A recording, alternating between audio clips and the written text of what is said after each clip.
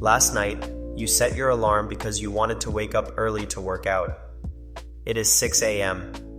Right now, lying in bed, you cannot stop yourself from sleeping in. Why does this happen? This is hyperbolic discounting, the phenomenon where our brains massively overvalue whatever is happening right now compared to how it looked when we were planning ahead. By the end of this video, you will understand hyperbolic discounting, why you keep breaking promises to yourself, and why the solution is not willpower, but architecture. We will trace where this curve came from, see it explain credit card debt and climate inaction, and learn how Odysseus solved it 3,000 years ago. For most of the 20th century, economists assumed we discount future rewards the way a savings account calculates interest, just in reverse. Reduce next year's value by 10%, then reduce the year after by another 10%. This is exponential discounting, and it makes a specific prediction. Your preferences should stay consistent. If you would wait a week for double the money now, you should wait a week for double the money a year from now. The trade-off is identical. We do not work this way. In the 1960s and 70s, psychologist George Ainslie at a Veterans Affairs Medical Center in Pennsylvania discovered the actual pattern. Working with pigeons, he showed that as the moment of choice approached, subjects switched their preference toward the sooner option. They did not just prefer sooner rewards. They reversed their earlier decisions. The pattern follows a specific mathematical shape called a hyperbola. In a hyperbolic curve, value drops steeply at first, then flattens.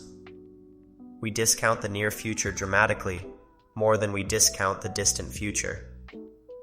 The difference between now and tomorrow feels enormous.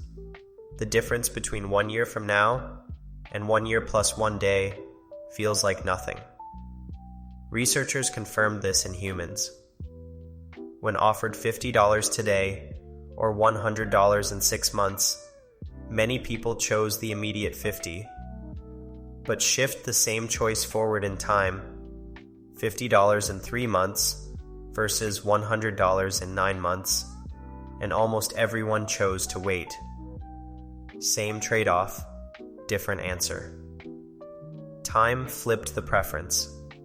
This is not randomness. It is a precise, predictable curve.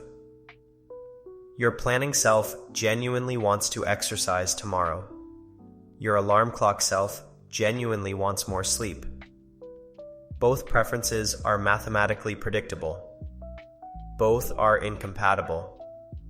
We are not consistently impatient.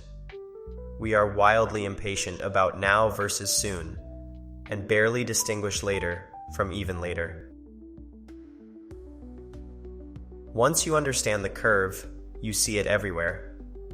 Take the alarm clock. When you set it, both effort and reward sat on the flat part of the curve. They looked proportional, but morning moved effort to the steep zone. The comfort of sleep became urgent. The workout benefit stayed flat, abstract. The curve explains why your intentions evaporate. The same math explains deadline panic. 3 weeks ago, the cost of not starting felt trivial. It sat on the flat part, where the difference between 3 weeks and 4 weeks feels like nothing. As the deadline approaches, those consequences spike. They hit the steep zone. Procrastination is hyperbolic discounting, doing exactly what the math predicts.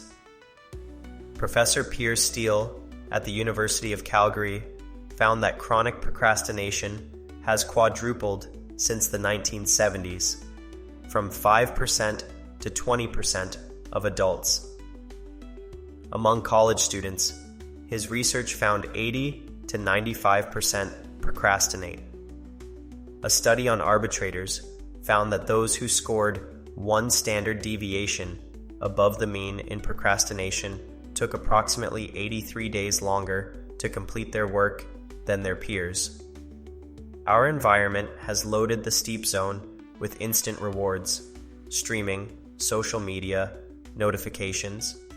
Every ping competes at the steepest part of the curve.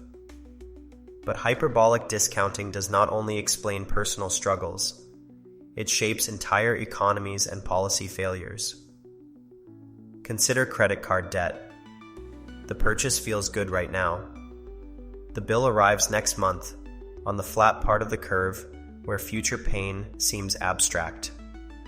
Americans carry over $1 trillion in credit card debt, paying average interest rates above 20%. The math is terrible, and everyone knows it.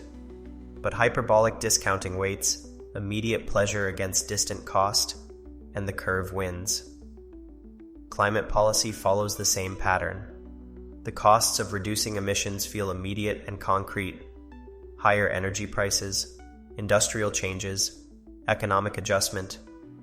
The benefits sit decades in the future, on the flattest part of the curve, where the difference between 30 years and 50 years feels negligible.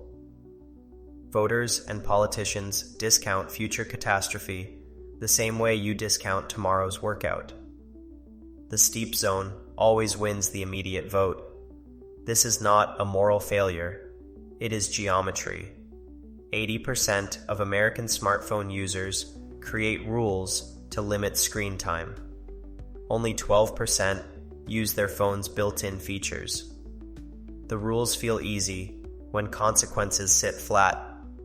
Following them feels impossible when temptation hits the steep zone. If hyperbolic discounting is geometry, the solution is redesign. Move costs into the steep zone so the curve works for your goals instead of against them. This strategy is called a commitment device, a choice made now that restricts future choices. The idea is ancient.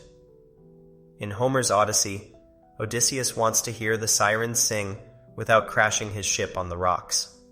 He knows his future self will be unable to resist their song, so he orders his sailors to tie him to the mast and fill their own ears with wax. He removes the decision from his future discounting self entirely. The immediate option to steer toward the sirens no longer exists. Modern commitment devices work the same way. The gym contract with cancellation fees moves the cost of quitting into the steep zone. The savings account with withdrawal penalties makes immediate spending hurt. The writing group that meets whether you have written or not puts embarrassment on the line. Embarrassment is immediate, visceral, steep zone currency. Research confirms these work. A field experiment on smoking cessation found financial commitment contracts increased quit rates by 38% compared to counseling alone.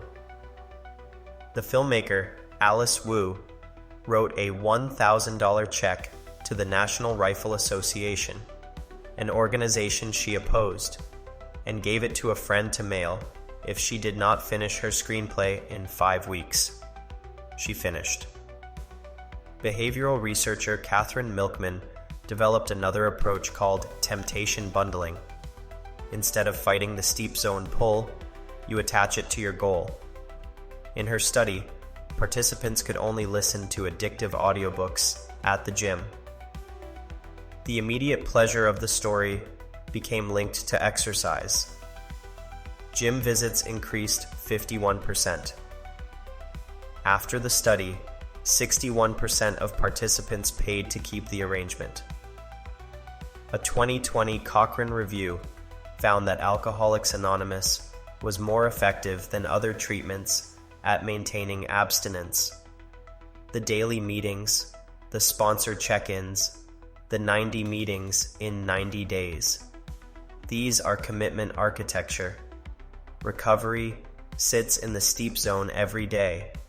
Relapse has immediate social cost.